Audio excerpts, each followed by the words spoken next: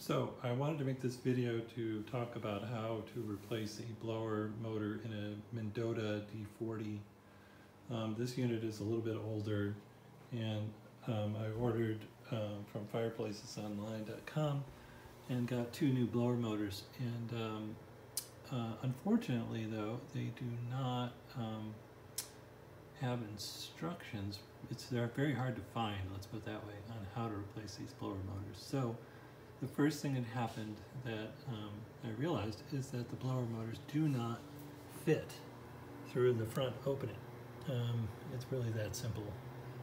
They just, you know, they very snug on the on height inside of this casing. There are two motors. There's one on the right, and there's one on the left, which is behind all this valve assembly stuff. But the since they don't fit, I was really confused about how you're supposed to replace the motors. There is a bracket in back that is a mounting bracket that these mount to. So what I realized, and I did find in an obscure part of the internet, is there is a way to get to the inside of, to get to the blowers through the inside of the firebox.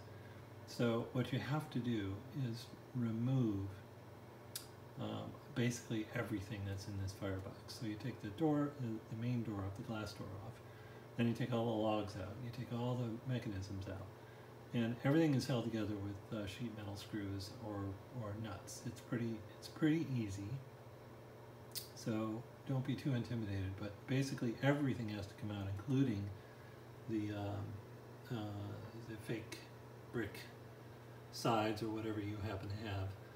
And once everything is removed, you'll see there's a plate on the bottom of the firebox that can be unscrewed and lifted off, which allows access to the back underside of the unit, which is where the blower bracket is and the blower mounting stuff is all located.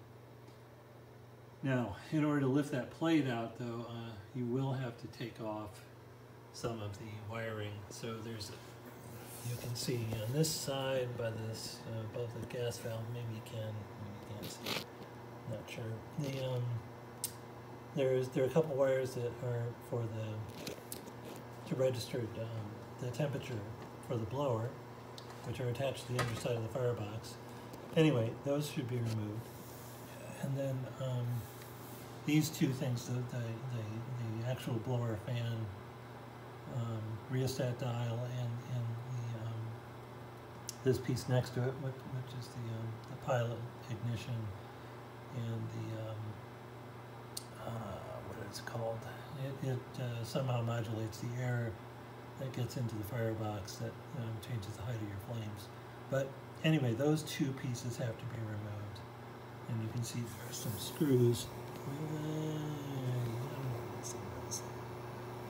Anyway, there's some holes up here and some screws there.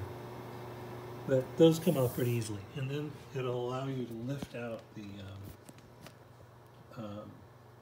entire box bottom and lift it up and turn it off to the side, and then it gives you access to the motors.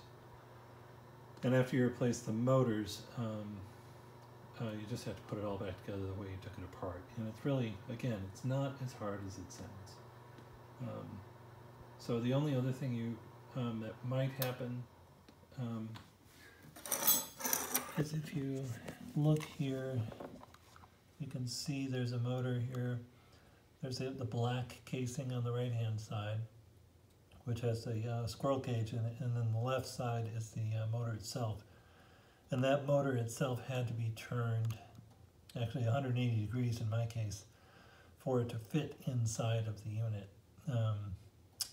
Even though this was an OEM part, which kind of surprised me. But anyway, on some units there's a set screw, and you can turn the motor, just clock it around in different direction. And that does work.